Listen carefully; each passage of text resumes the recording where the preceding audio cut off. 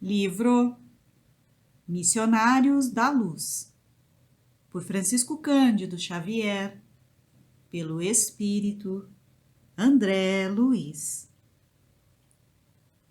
16. Incorporação.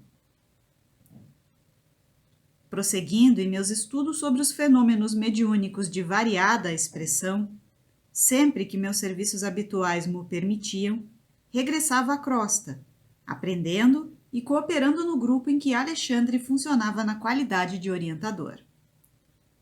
Minha frequência, porém, em virtude das obrigações por mim assumidas em nossa colônia espiritual, não podia ser assídua, razão porque procurava aproveitar as mínimas oportunidades a fim de enriquecer as minhas experiências.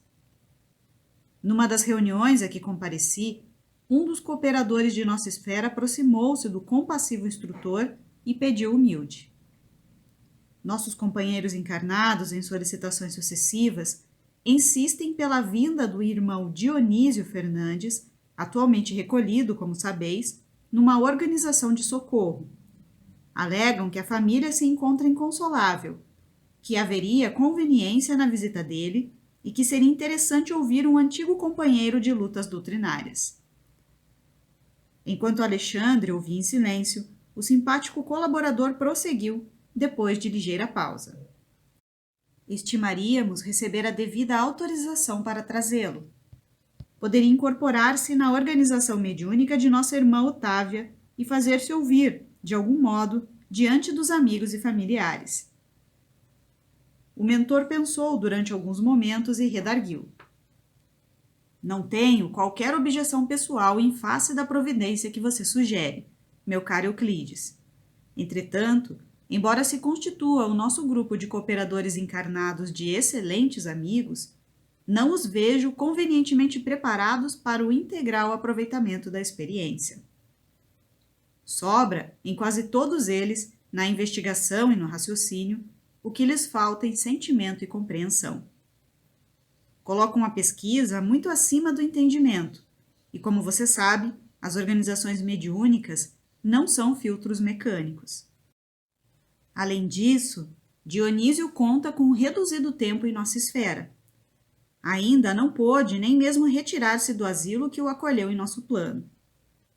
Adicionemos a esses fatores a intranquilidade da família, pouco observadora da fé viva. A diferença de vibrações da nova esfera a que nosso amigo procura adaptar-se, presentemente. A profunda emoção dele com essa reaproximação, talvez prematura. A instabilidade natural do aparelhamento mediúnico e, possivelmente, concordaremos com a inoportunidade de semelhante medida. Euclides, o interlocutor, advogando o pedido veemente do círculo, não se desencorajou e insistiu. Reconheço que a vossa palavra é sempre ponderada e amiga. Concordo em que não alcançaremos o objetivo desejado. Todavia, reitero-vos a solicitação, ainda mesmo que o fato não ultrapasse a feição de simples experiência.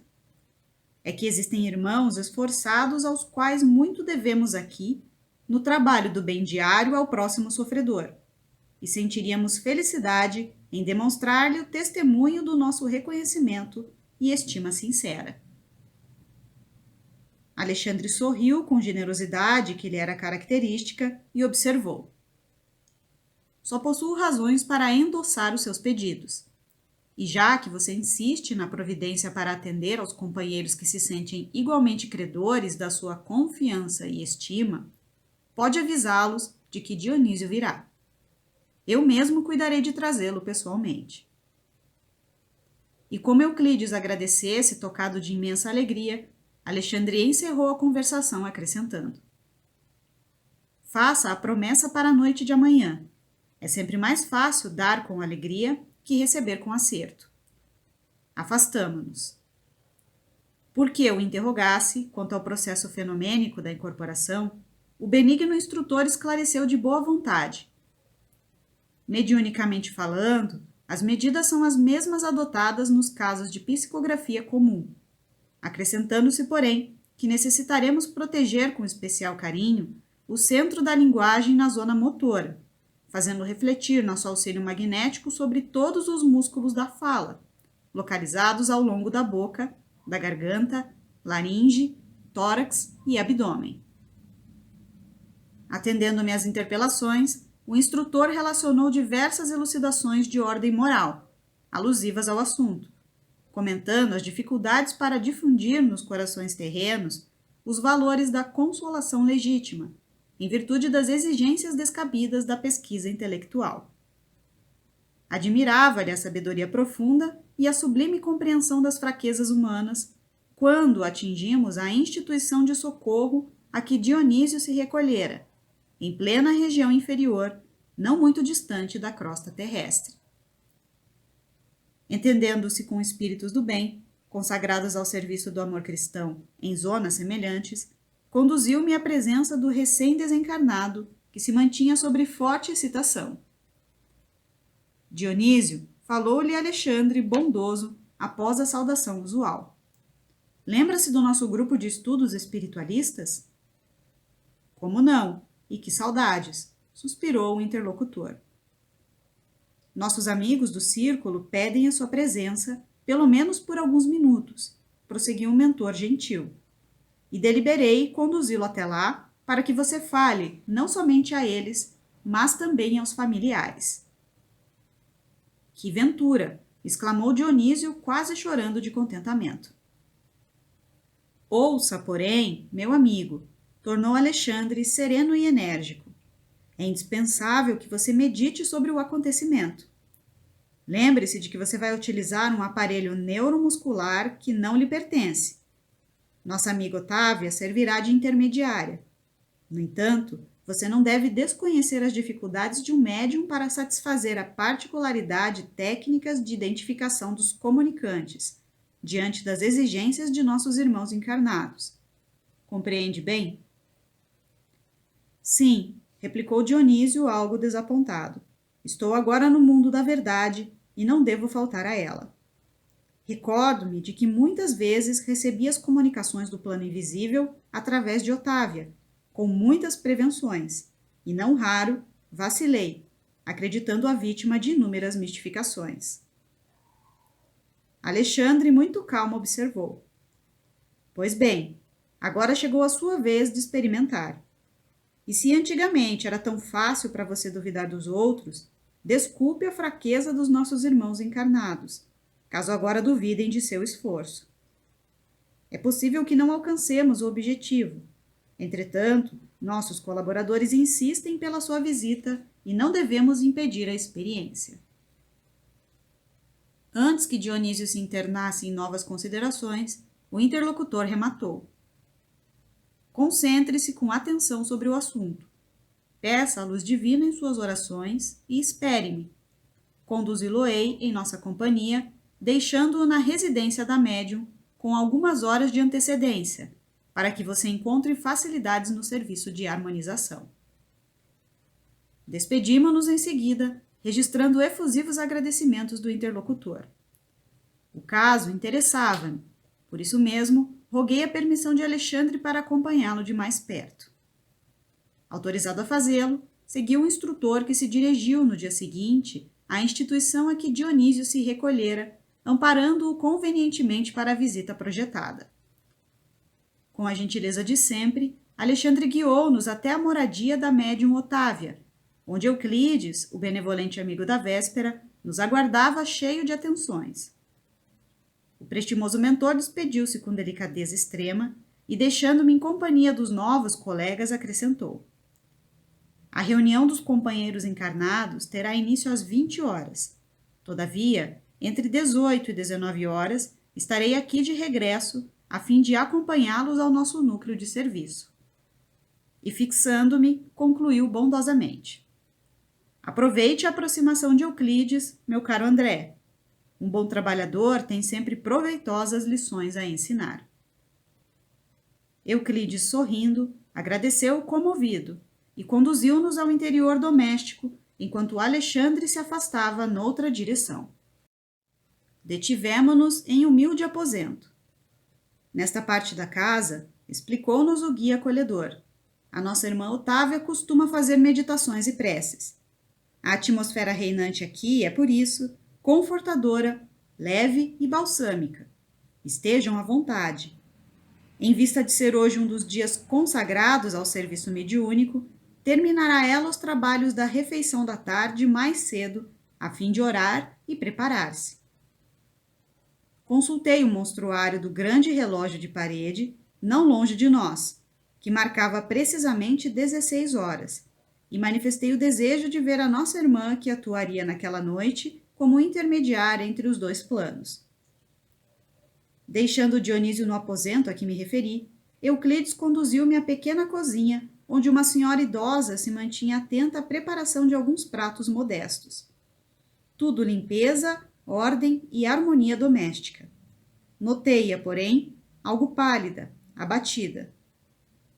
Ouvindo minha inquirição discreta, o companheiro informou.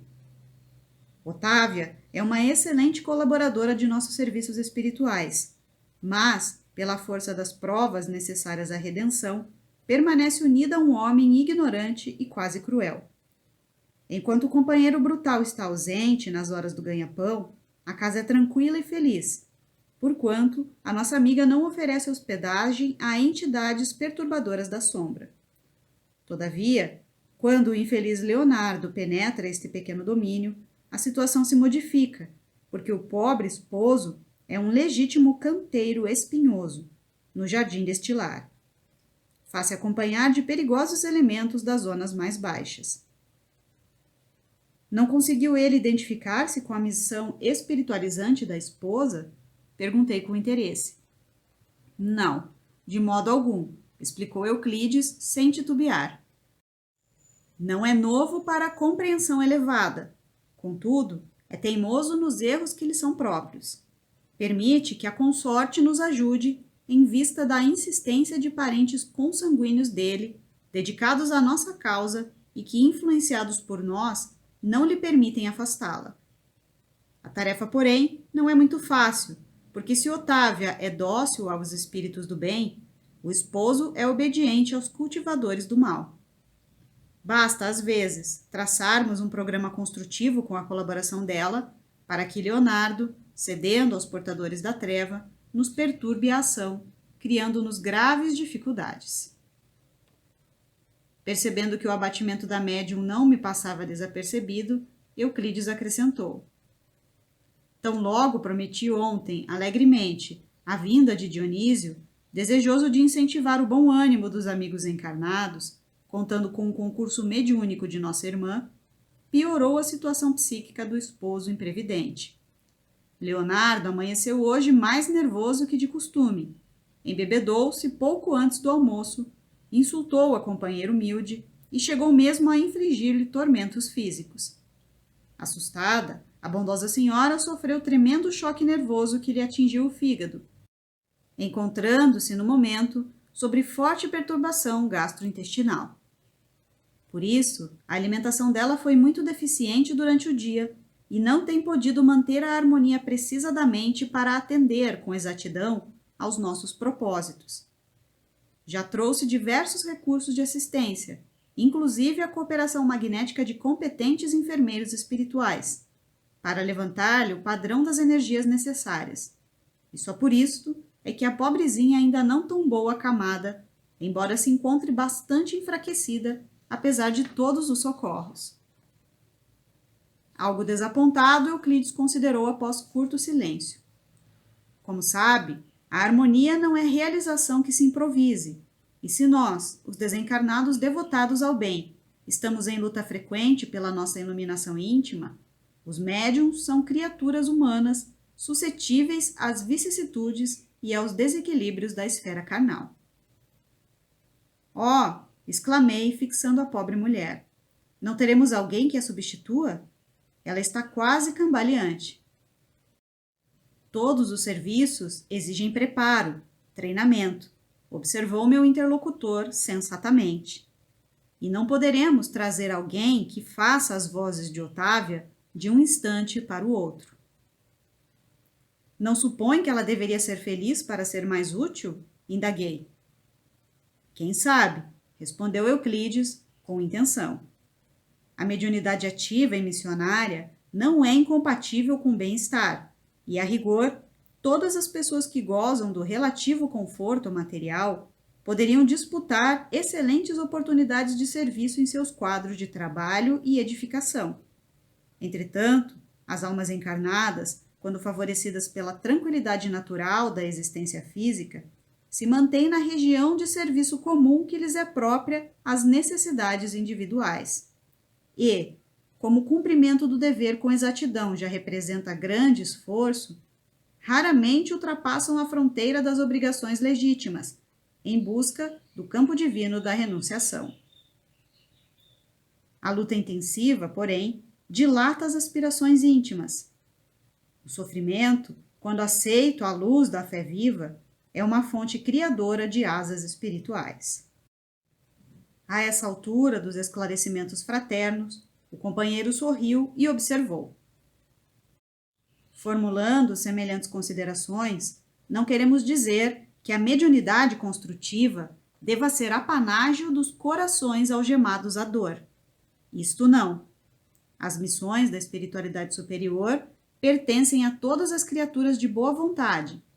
Apenas expressamos a nossa convicção de que almas existem, fervorosas no ideal do bem e da verdade, que se valem dos obstáculos para melhor escalarem o monte da redenção. A dona da casa terminara a tarefa de aprontar o jantar humilde e, antes que o esposo voltasse ao lar, dirigiu-se ao quarto íntimo, em que, conforme a notificação de Euclides, costumava fazer suas preces preparatórias. Penetramos o aposento em sua companhia. Euclides acomodou Dionísio ao lado dela e, enquanto a médium se concentrava em oração, o dedicado amigo aplicava-lhe passes magnéticos, fortalecendo os nervos das vísceras e ministrando, ao que percebi, vigorosas cotas de força, não somente as fibras nervosas, mas também as células gliais. Dona Otávia pedia a Jesus bastante energia para o cumprimento de sua tarefa, comovendo-nos a sua rogativa silenciosa, simples e sincera. Meditou na promessa que os amigos espirituais haviam levado a efeito na véspera, relativamente à comunicação de Dionísio, recém-desencarnado. Procurava dispor-se ao concurso mediúnico eficiente, tentando isolar a mente das contrariedades de natureza material. Aos poucos, sob a influenciação de Euclides, formou-se um laço fluídico que ligou a médium ao próximo comunicante. O companheiro que preparava o trabalho recomendou ao amigo desencarnado falasse a Dona Otávia com todas as suas energias mentais, organizando o ambiente favorável para o serviço da noite. Dionísio começou a falar-lhe de suas necessidades espirituais, comentando a esperança de fazer-se sentir junto da família terrena e dos antigos colegas de aprendizado espiritualista. Notando eu que a médium lhe registrava a presença e a linguagem em forma de figuração e lembrança, aparentemente imaginárias na esfera do pensamento. Observei com interesse a extensão da fronteira vibratória que nos separa dos espíritos encarnados, porquanto, em nos achando ali, em frente a uma organização mediúnica adestrada, precisávamos iniciar o trabalho de comunicação como quem estivesse muitíssimo distante, vencendo devagarinho os círculos espessos da resistência. Longo tempo durou o singular diálogo, reconhecendo que, ao fim da interessante conversação prévia entre a médium e o comunicante, palestra essa que foi plenamente orientada pelo tato fraterno de Euclides em todas as minúcias, Dona Otávia parecia mais ambientada com o assunto, aderindo com clareza ao que Dionísio pretendia fazer. Tudo ia bem e não me cansava de admirar aquele inesperado serviço de preparação mediúnica, quando aconteceu alguma coisa muito grave. O dono da casa chegava de volta, quebrando de modo violento a tranquilidade das vibrações em que nos mergulhávamos. Vociferando logo à entrada, obrigou a esposa a levantar-se de súbito. O infortunado senhor semelhava-se a um brutamontes nas suas características de tirano doméstico. Algumas entidades galhofeiras e perversas constituíam-lhe o séquito. Dona Otávia serviu o jantar, fazendo prodígios no campo da paciência evangélica.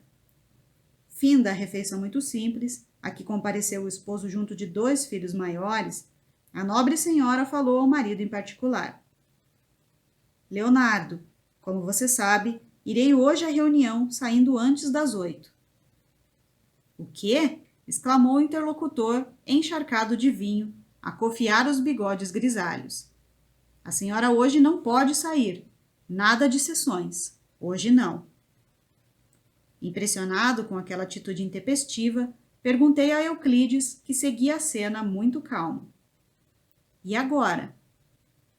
Já previa a ocorrência, redarguiu-me com manifesta tristeza no olhar. E pedi a uma de nossas irmãs trouxesse até aqui uma tia do bulhento Leonardo, que intercederá a favor de nossos desejos. Não devem tardar. Trata-se de pessoa que se renderá sem esforço. Com efeito, enquanto Dona Otávia enxugava o pranto em silêncio, recompondo a mesa de refeições, ouviram-se palmas à porta. Leonardo foi atender e, em breve minuto, uma entidade desencarnada muito simpática penetrava o interior, acompanhando uma velha senhora de semblante acolhedor e risonho. A cooperadora de Euclides veio até nós, cumprimentando-nos sorridente.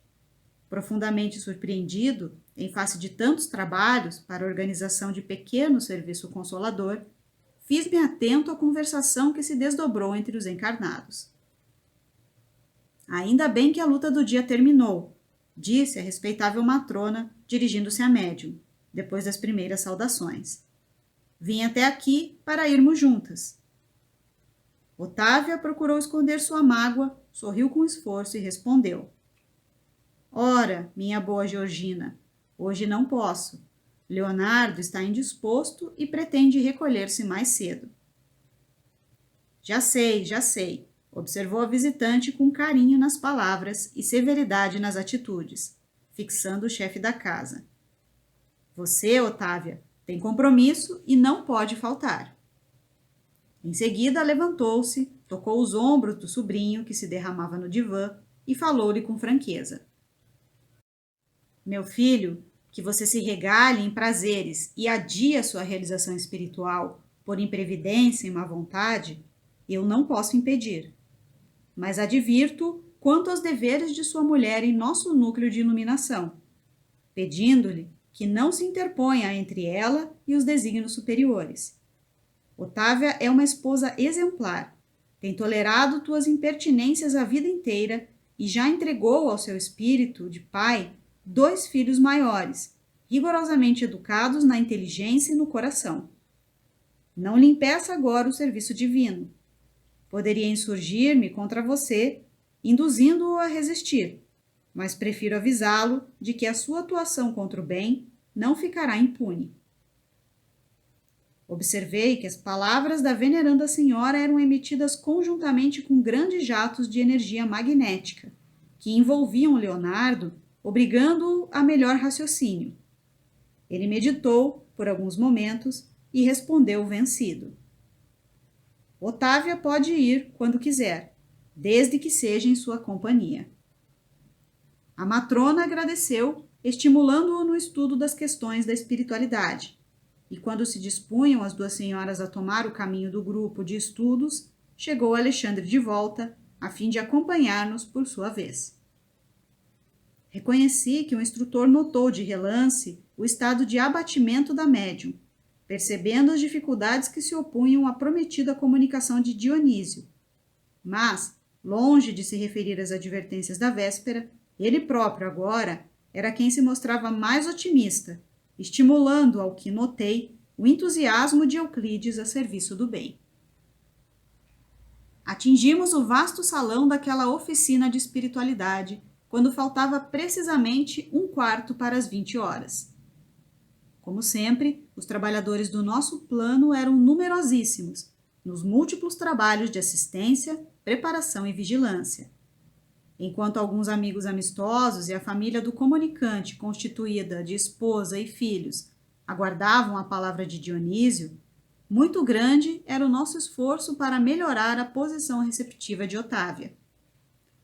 Alexandre, como de outras vezes, esmerava-se em ministrar o exemplo da cooperação sadia.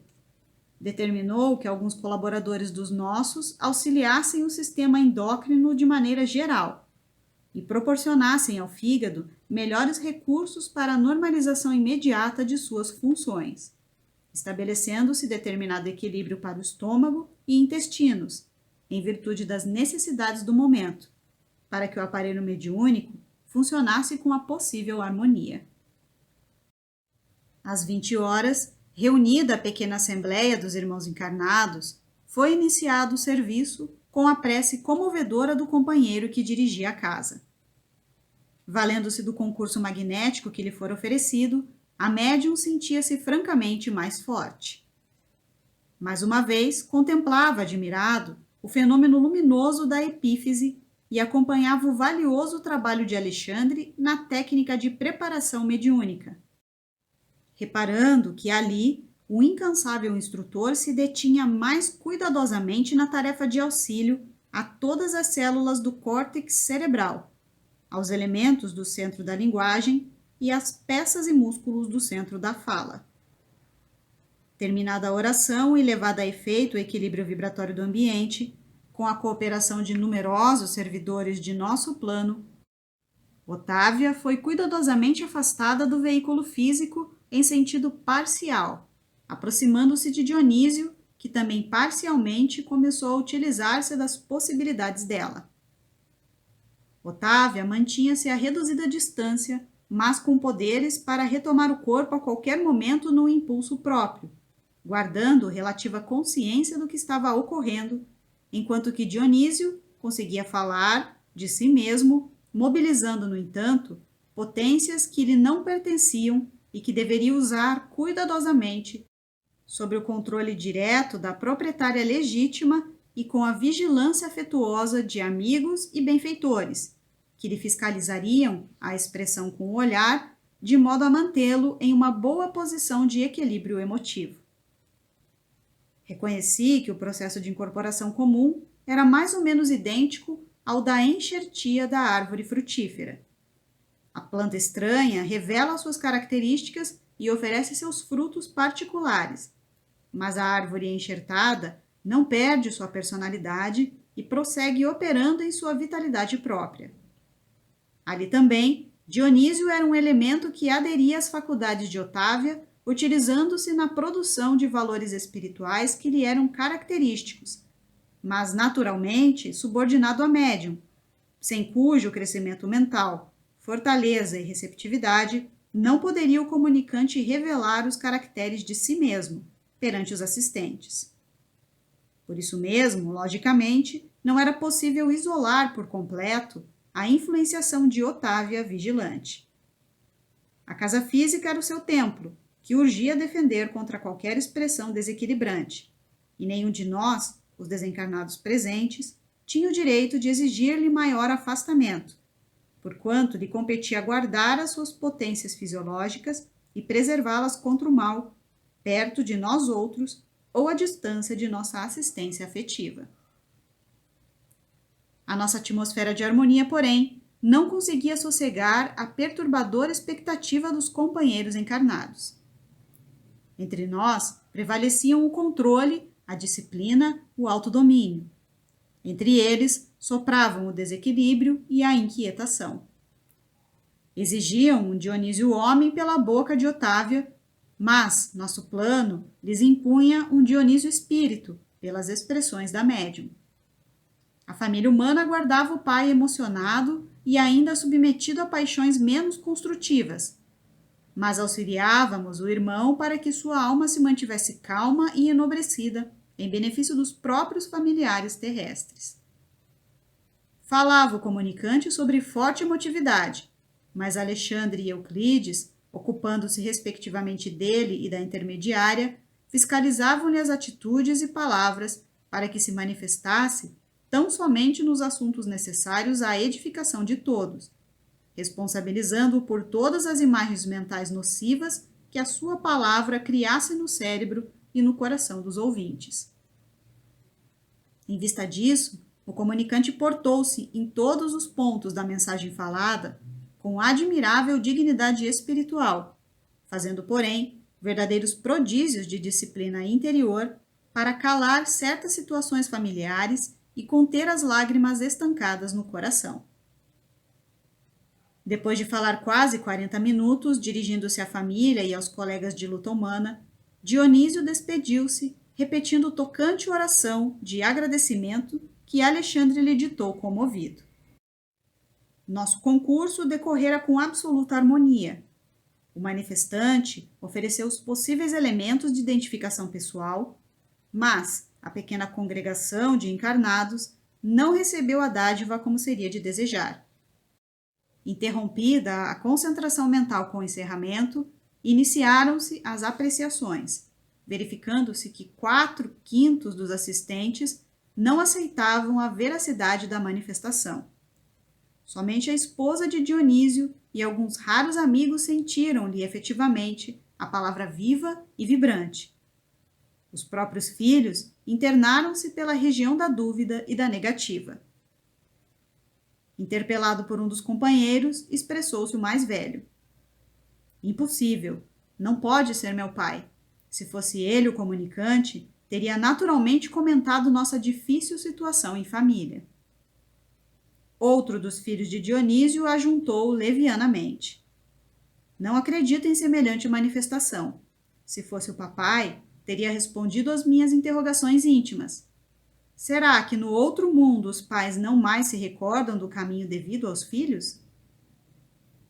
No grupo em palestra, formado num dos recantos da sala, começou a insinuação maledicente. Apenas a viúva e mais 3 irmãos de ideal se mantinham juntos da médium, incentivando-lhe o espírito de serviço, através de palavras e pensamentos de compreensão e alegria.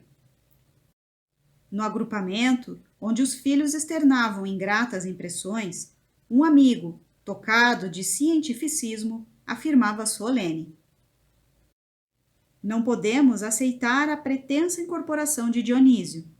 Otávia conhece todos os pormenores da sua vida passada, permanece quase que diariamente em contato com a família, e o espírito comunicante não revelou particularidade alguma pela qual pudesse ser identificado. E depois de lançar a cinza do cigarro em pequenino vaso próximo, acrescentava mordaz: o problema da mediunidade é questão muito grave na doutrina.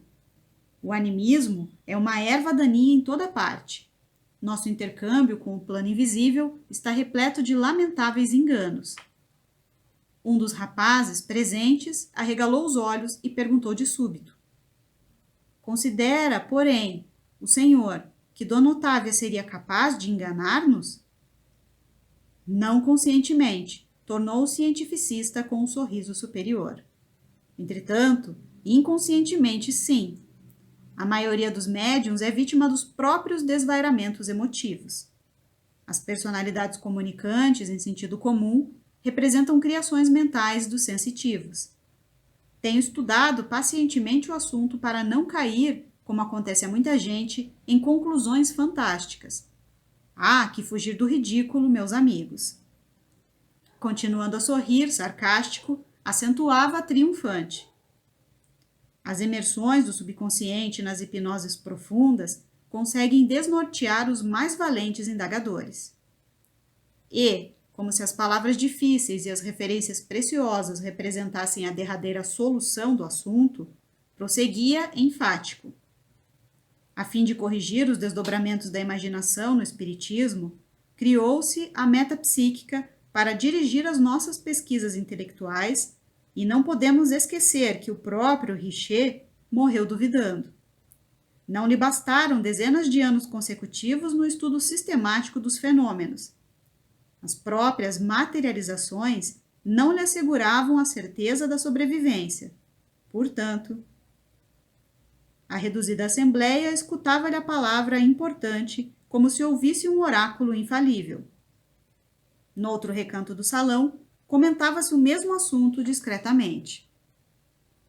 Não acredito na veracidade da manifestação, afirmava em voz baixa uma senhora relativamente moça, dirigindo-se ao marido e às amigas. Afinal de contas, a comunicação primou pela banalidade. Nada de novo. Para mim, as palavras de Otávia procedem dela mesma. Não senti qualquer sinal concludente com respeito à possível presença do nosso velho amigo.